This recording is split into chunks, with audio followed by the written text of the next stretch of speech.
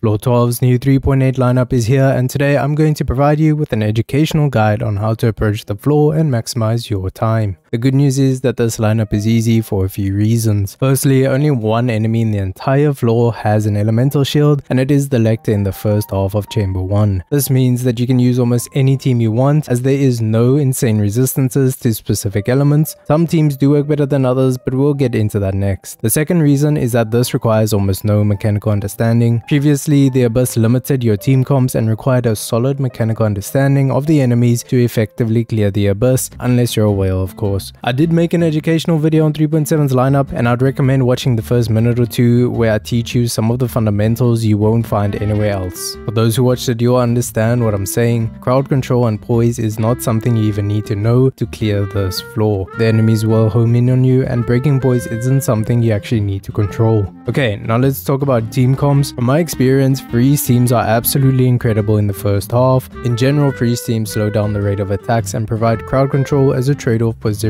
reaction damage. The reason freeze teams work well in this lineup is because they slow the consistency of corrosion attacks and keep the Mirror Maiden from teleporting away during your DPS window. Other team comps like Hu Tao Double Hydro, National, and you name it all work too, but your most effective is going to be freeze. For the second half, the most important reaction is Quicken, Dendro, and Electro. Reason being that whenever you see the Prism or A Summon, you should immediately think Dendro and Electro because it will stun them out of being invisible. This will take up 2 slots in your comp, and the other 2 can be whatever you want. Now that we know what to do, let's get into the chambers and talk about how to do it. Chamber 1 first half. It starts off with 2 waves of 5 baby Rift Hounds and ends with the Pyro Lecter and 2 daddy Rift Hounds alongside it. When it comes to the Rift Hounds, they are going to stick to you like glue. They are clingy and drain you, and we use this to our advantage. The ideal position to max the value of your cooldowns is to keep the enemies in front of you. When it comes to the final wave, focus your attacks on the Lecter because the Rift Hounds will follow you, where the Lecter is much slower and will maintain a further distance. If you use a freeze team, picture it like a web that the Rift Hounds get caught into. You lay your web and the rest all fall into it. Moving into the second half of Chamber 1, there are 3 waves of enemies. The first wave is going to have 3 prisms in front of you. Head straight to the right side prism, the one with the black horns, and the rest will group up and follow. This does not work on the other side because the black horn prism does not move as easily. And if you have a Nemo crowd control, of course, just have fun and go to the center prism instead.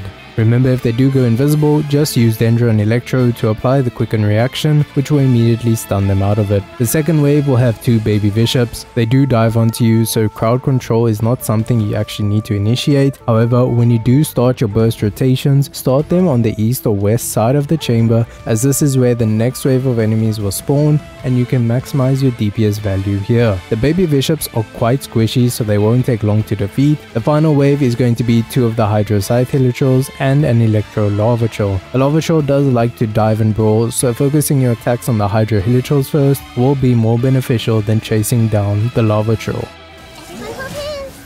Everybody stand back! Make yourself at home!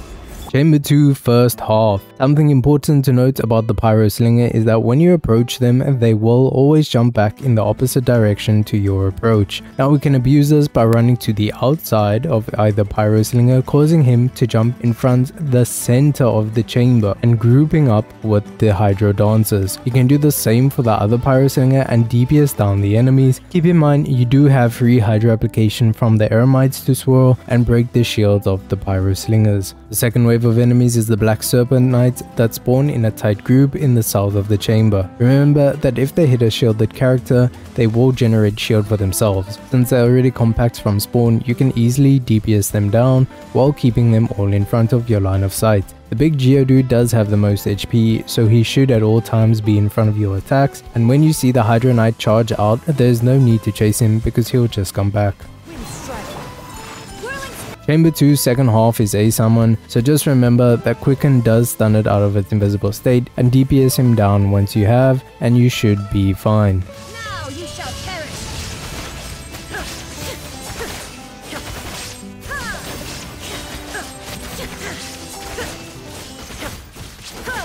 Chamber 3 first half. At the start of this chamber there will be a Hydro Aeromite and an Electro Aeromite. I'd recommend going straight for the Hydro Aeromite even though they both do move pretty quickly onto you. The reason being is that they both have elemental auras, but slowing water is going to increase the cooldown time of your skills, and I'd recommend maxing your DPS value on the Hydro Aeromite so that you can be affected by the slowing water for less time. Immediately after defeating the Hydro Aeromite, go for the Mirror Maiden, even if the Electro Aeromite is still alive. After defeating a second enemy, the final Pyro Mommy Aeromite will spawn with its beast. The beast will lock onto you and there is potential for the Aeromite to relocate onto you as well. If you are fighting the Mirror Maiden and Pyro Aeromite, stay on the Mirror Maiden and bring the Pyro Aeromite to you. If you are fighting the Electro Aeromite and the Pyro Aeromite because you've already killed the Hydro and the Mirror Maiden, then attack the Pyro Aeromite. You may be wondering what rule I base this strategy on.